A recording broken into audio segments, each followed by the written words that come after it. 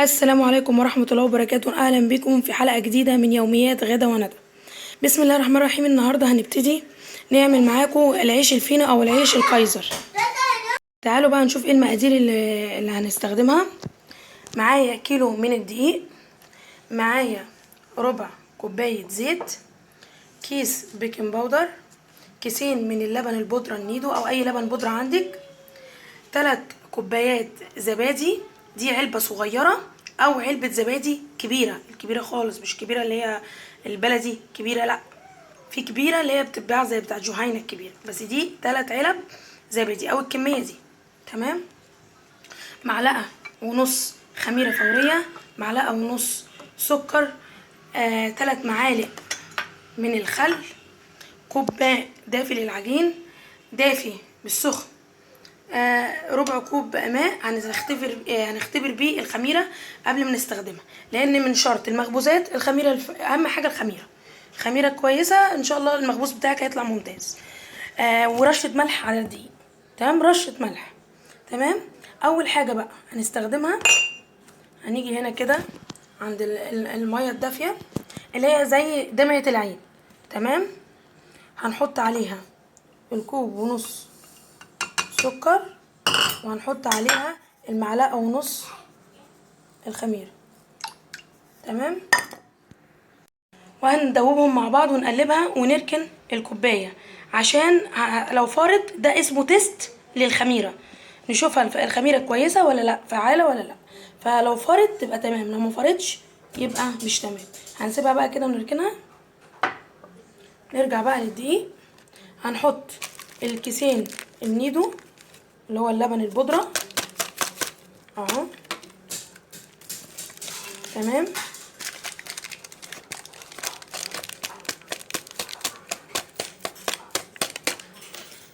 هنحط معلقتين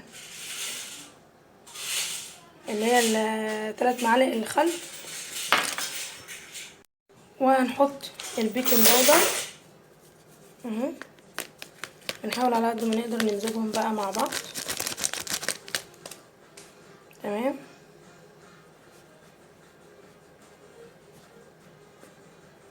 هنحط الزبادي ونخلطهم كده ببعض. كده احنا بنخلط المكونات كلها مع بعض زي ما قلنا. تمام.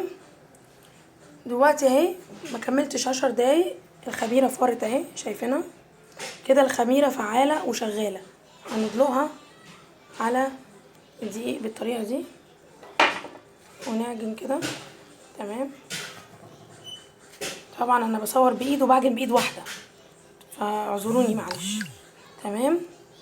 وهنمسك الزيت كمان هنضيفه، ونزود بقى شويه شويه ميه كده اهو، ونعجن لغايه ما ايه تلم معاكي العجين. تمام.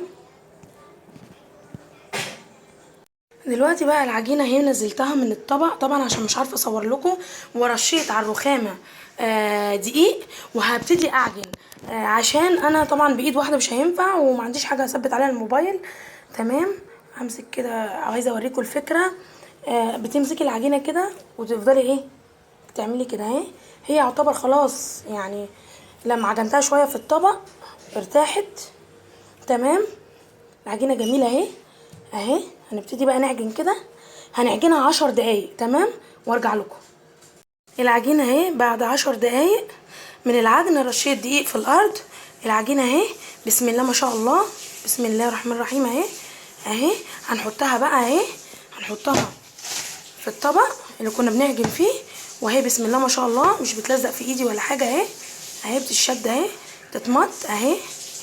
تمام. يا رب بس يكون قدرت افكه. العجينه اهي بالمنظر ده كده اهي، بس عامله ازاي بتروح وتيجي في ايدي ولينه. تمام.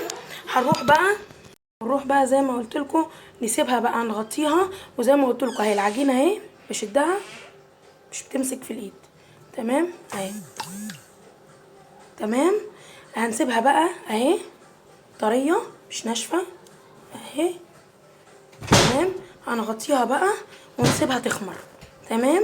ولما تخمر نرجع لكم. غطيناها اهي، ولما تخمر هنرجع لكم. نحري بقى على عجينتنا كده. بسم الله الرحمن الرحيم. الله اكبر، الله اكبر. بسم الله الرحمن الرحيم. خمرت اهي، شايفين الجمال؟ شايفين عامله ازاي؟ بصوا الله اكبر عامله ازاي، زادت ازاي، بصوا منظرها عامل ازاي. الحمد لله. بسم الله الرحمن الرحيم. الخميره طلعت كويسه، بصوا عامله ازاي، بمنظرها عامل ازاي. تمام. هناخدها بقى، هنجيب صينيه وهنكورها مع بعض، كور صغيره كلها قد بعض، بس مش صغيره قوي، وسط قد الطماطمايه كده. هنعملها دلوقتي مع بعض ونشوف. اهو بسم الله ما شاء الله. انا طبعا عملت كور صغيره زي دي اللي لسه عاملاها اهي، لسه عاملاها. وبتسيبيها كده بترتاح، بصي بيضاعف معاكي ازاي وبيكبر. الخميره ما شاء الله شغاله اهي. تمام. هي عملت معايا الكيلو اهو، عمل معايا هيبقى 11 رغيف. هوريكم هنعمله ازاي مع بعضينا اهو. منظره اهو. اهو. تمام. هنوريكم بقى هنعمله ازاي.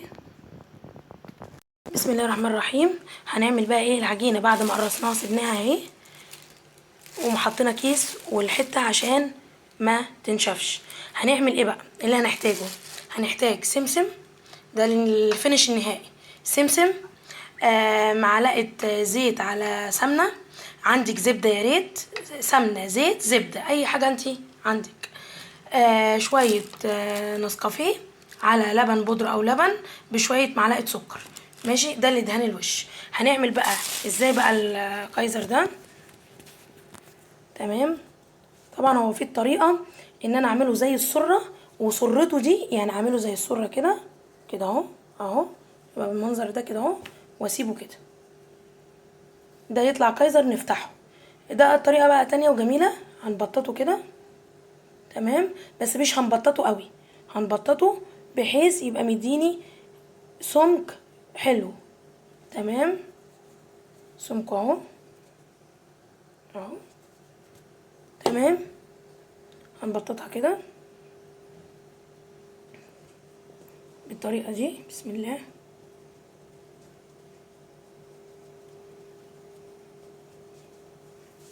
تمام اهي، من بعيد اهي. تمام. وهروح واخدين مسحه سمنه وزيت، انا حاطه زيت وسمنه، معلقه ومعلقه اهو. تمام. نسيبها دي كده هنا، وناخد التانية ونغطي العجينه عشان ما تنشفش، ونعمل التانية كده اهو بنفس المنظر. وبعد ما عملنا التانية اهي، هنروح جايبينها. تمام اهي.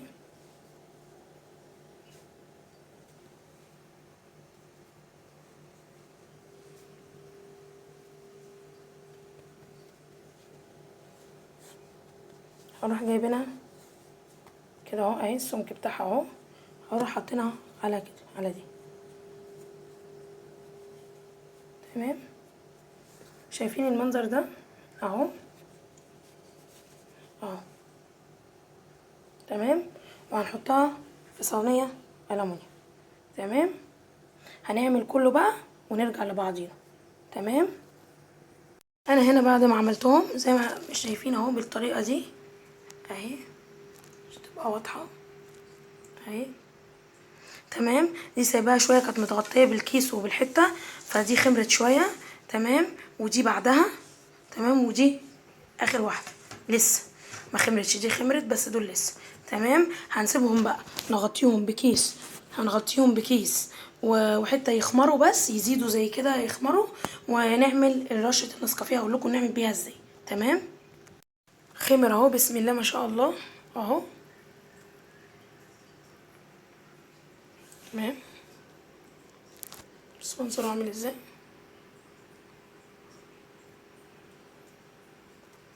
خمر اهو.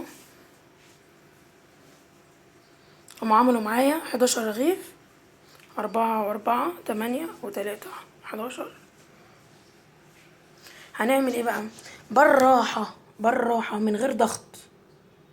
هنعمل اللي هي رشة النسكافيه كده اهي، ونعمل كده نسكافيه باللبن اهي.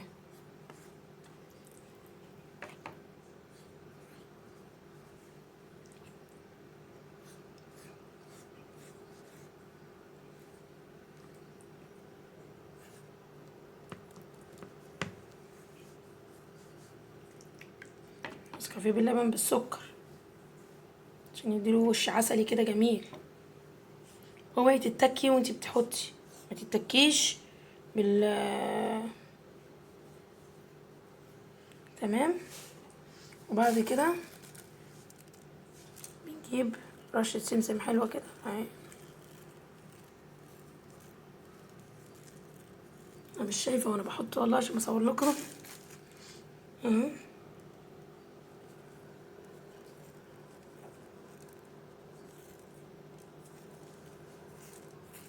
تمام، ده كده الشكل النهائي ليه اهو اهو. تمام، هنحطه بقى في الفرن.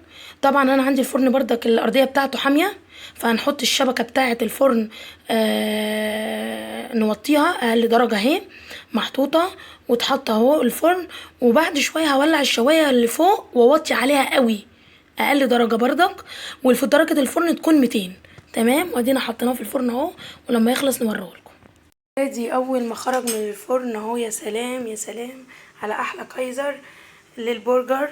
هقول لكم بقى التكه اللي هي الفكره انك انتي تعمليه الحتتين فوق بعض يطلع زي بتاع المحلات واحلى كمان. هنعمله هوريهولكم دلوقتي. الطاسه لسه سخنه، انا قلت اوريهولكم اول ما خرج من الفرن، ما خدش 10 دقايق واتابعه. وقبل ما كان استوى قبل ما اخرجه ولعت الشوايه من فوق حتى الوش احمر قوي اهو زي الفينو بتاع بره. وكمان وهوريكم هاش وجميل ازاي. وادي الصينيه التانية، وانا قلتلكوا هوريلكوا التكه بتاعه الفينو. بس في حاجه انا يعني دي وقعت مني او انا عشان مستعجله. طبعا زي ما انتوا شايفين ان هو بيتزايد ما شاء الله الله اكبر اللي هو الجامبو الكبير. فبصوا مقاسه عليه الله اكبر، هو سخن لسه ف لازق في بعضه. طبعا ده لو براحته في صينيه او صاج بتاع الخبيز نفسه هيبقى جميل.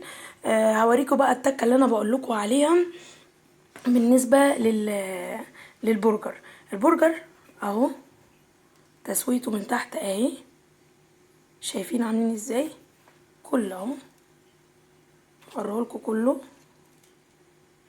كله مستوي تمام. ايه بقى التكه اللي انا بقولها لكم؟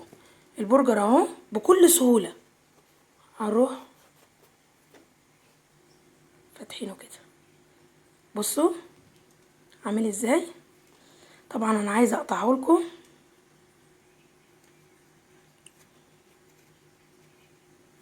بصوا من جوه عامل ازاي، بصوا المنظر مش الفوكس، بصوا هاش ازاي، بصوا منظره اهو. تمام، كله بيتفتح بنفس السهوله اهو.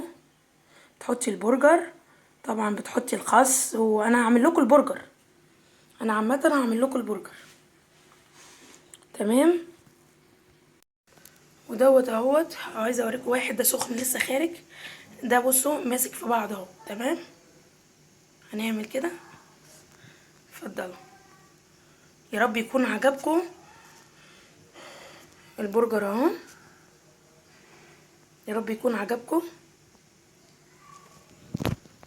انتوا كده شايفين ده الشكل النهائي ليه اهو. وانا كده عملت برجر على السريع اللي يعني لسه هعمله معاكم بالتفاصيل. فينو كاتشب جبنه البرجر الطماطم والفلفل والزيتون والكاتشب، ولو عايز يحط مايونيز انت الحشو ده بمزاجك انت وزي ما تحبي.